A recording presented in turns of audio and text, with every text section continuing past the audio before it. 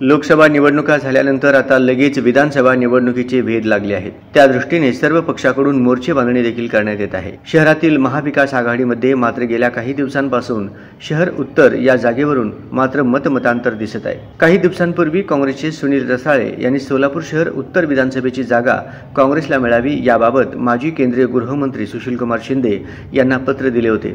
त्यानंतर शहर उत्तरवर आपला हक्क सांगणारे राष्ट्रवादी काँग्रेस पक्ष शरद पवार गटातील काही नेते मंडळी मात्र नाराज झाली होती। परंतु या सर्व प्रकरणाबाबत काँग्रेसचे शहराध्यक्ष चेतन नरोटे यांनी आपले मौन सोडले असून लोकसभेला प्रणिती शिंदे यांना महाविकास आघाडीतील सर्व मित्रपक्षांनी प्रामाणिक मदत केल्याने यश मिळाले आहे। कोणती जागा कोणाला मिळेल हा निर्णय वरिष्ठ स्तरावर होणार असून कार्यकर्त्यांनी पायात पाय घालून पाडण्यापेक्षा हातात हात घेऊन कामाला लागावे असा सल्ला काँग्रेसच्या कार्यकर्त्यांना दिला आहे। कार्यकर्ते आले होते, त्यांनी मला देखील लेटर दिले। मी त्यांना सगळ्याला समजून सांगितलं, कुठल्याही हातातही गडबड करू नका। शेवटी आपली महाविकास आघाडी हे घट्ट झालं पाहिजे, टिकली पाहिजे। जे काय मत असेल तुमचे नेत्यांकडे मांडावं, कुठेही आपण गडबड करू नका। शेवटी हे यश आता ताईंना जे आलेलं आहे त्याच्यामध्ये राष्ट्रवादी असेल, शिवसेना असेल, सगळ्यांचं योगदान आहे। तर भविष्य काळात देखील आता पवारसाहेब,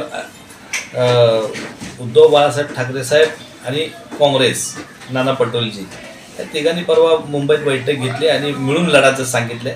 त्यामुळं कोणीही असं काही गडबड करू नका असे सगळ्यांना विनंती करतो।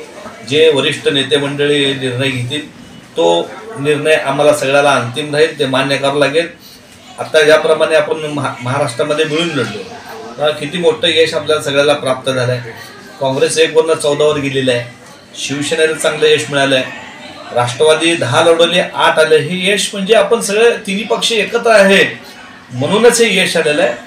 मी आमच्या काँग्रेसच्या कार्यकर्त्यांना विनंती करतो की कुठलेही हातातही गडबड आपण करू नका। जे वरिष्ठ नेते निर्णय घेतील, जिथं राष्ट्रवादीला जो मतदारसंघ सुटेल तिथं आम्ही प्रामाणिक काम करू, जिथं शिवसेनेला सुटेल तिथं देखील आम्ही प्रामाणिक काम करू। आणि एवढंच नाही तर येणाऱ्या काळामध्ये महानगरपालिका, जिल्हा परिषद, पंचायत समिती ह्या देखील जे इलेक्शन आहे ते महाविकास आघाडी म्हणून आपल्याला लढायचं आहे। त्यामुळे निर्णय घेताना कोणी गडबड करू नका। जे निर्णय वरिष्ठ नेते घेतील ते निर्णय अंतिम आपल्यासाठी राहील।